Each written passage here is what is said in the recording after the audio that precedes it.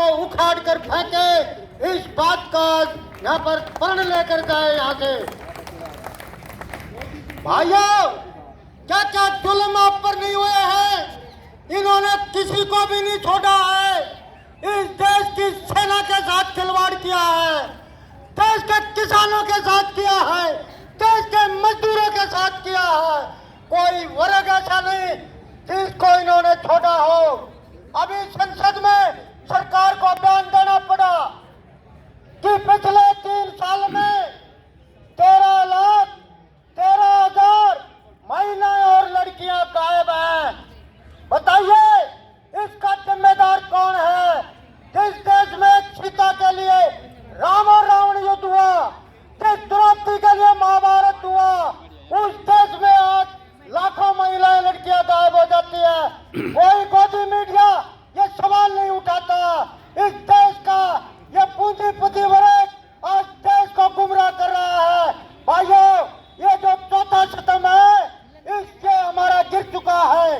ये हमारा लोकतंत्र का प्रहरी था, आज ये लोकतंत्र नहीं लूट तंत्र में बदल चुका है। ये प्रजातंत्र नहीं पूंजी तंत्र में बदल चुका है। इसलिए भाइयों, जागो, खड़े हो जाओ, क्योंकि आगे आने वाली नस्लें हम पर थूकेंगी, उनका विनाश हो जाएगा और सारा देश इन छोटे मुट्ठी भर पूंजीपतियों को छोड़कर सारा देश भूखा, नंगा, कंगाल और भिखारी हो जाएगा। ये मैं आपको बता रहा हूँ। अगर आप भी नहीं चाहते, अभी भी नहीं खड़े हुए, फिर आपको समय नहीं मिलेगा। ये इतना कमजोर कर देंगे कि आप फिर इनके खिलाफ खड़े भी नहीं हो पाएंगे। आज जो है हर जगह लूट मची हुई है, चाहे वो शिक्षा के क्षेत्र में हो, चाहे वो चिकित्सा के क्षेत्र में हो, कोई क्षेत्र ऐसा नहीं है। और जो बीमा कंपनियां इन्होंने बनाई है कृषि के क्षेत्र में, वो भी लूट रही है किसानों को और सरकार को भी लूट रही है। और ये बार बार कहते हैं, मैं एक ही बात कहना चाहता हूँ, एक देश और एक विधान की बात होती है। इस देश में 2-2 कानून है। मेरे पे कानून है, किसान पर कानून है। 12.5 एकड़ से ज्यादा जमीन नहीं रख सकता, उसका मालिक नहीं बन सकता।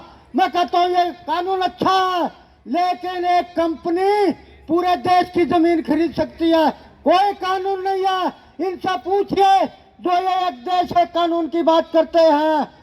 1 लाख से ज्यादा जो किसान पर कर्जा होता है और वो चुका नहीं पाता, उसका नाम बैंक की दीवार पर लिख दिया जाता है। और यहाँ जो ये अरुण जेटली थे, पहले वित्त मंत्री, उन्होंने इस अदालत में कहा था, सबसे बड़ी अदालत में, जो 500 करोड़ से ऊपर के डिफॉल्टर हैं, सरकार वहां से फरियाद करी थी अदालत से कि इनके नाम गुप्त रखे जाएं। काले धन की 3 बार लिस्ट आ चुकी है, उसको ये दबाए बैठे हैं। ये देश के दुश्मन है।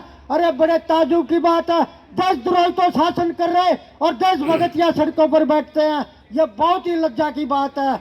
इसलिए आप सबका ये फर्ज है, ये धर्म बनता है कि आप अपने सभी घर घर में जा करके समझाइए कि ये इनको हटाना ही हमारा सबसे पहला काम है, नहीं तो हम बचेंगे नहीं। आपस में ये भिड़ा रहे हैं। जिस दिन नू में दंगा हुआ, उस दिन ये संसद में फॉरेस्ट कंजर्वेशन बिल पास करा रहे थे, उसमें अंबानी अडानी को 4.5 लाख वर्ग मील से ज्यादा जमीन देने का इन्होंने काम किया है।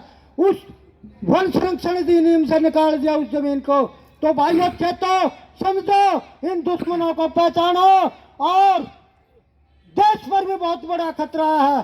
फंस चुका है देश आज फिर विदेशी जाल में, फंस चुका है देश आज फिर विदेशी जाल में। हो रहा दिवालिया भ्रष्ट राजकाज में, बिक रहा देश मेरा कौड़ियों के दाम में। मोदी है सबसे आगे इस गंदे काम में। इसलिए भाइयों, मोदी योगी खट्टर का सपना साफ कर दो और लुटेरों के सरगनामान भागत का मुंह तोड़ दो। इन चारों सिकंडियों का पक्का इलाज कर दो। देश की राजनीति को बिल्कुल बदल दो, देश की राजनीति को बिल्कुल बदल दो।